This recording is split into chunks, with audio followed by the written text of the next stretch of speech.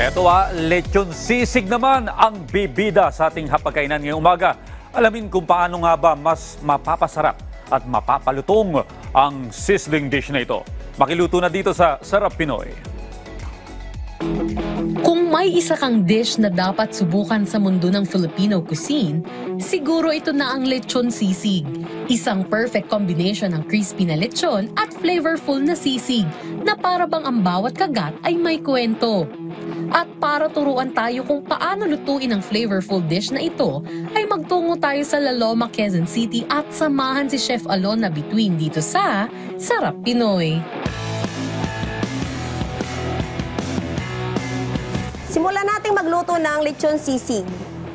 Una, magpainit muna tayo ng kawali. Lagyan natin ng kaunting mantika. At mag-isa tayo ng konting bawang.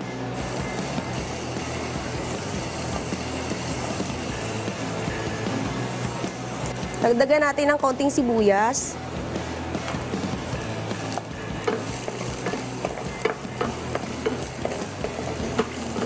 Matapos magsutay ng sibuyas at bawang, sunod na lagyan ng tinadtad na lechon ng hilaw na sibuyas, siling haba at red bell pepper. Mag-add din tayo ng kaunting paminta,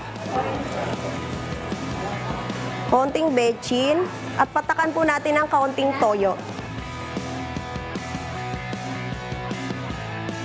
At atin pong igisa sa ating kawali.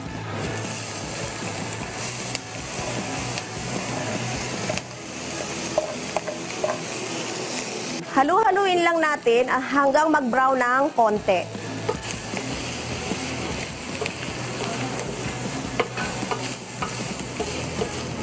I-transfer na natin to sa isang plate.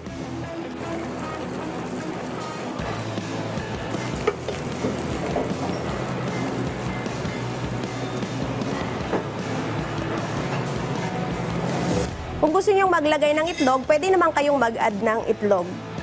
Ayan, luto na ang ating lechon sisig.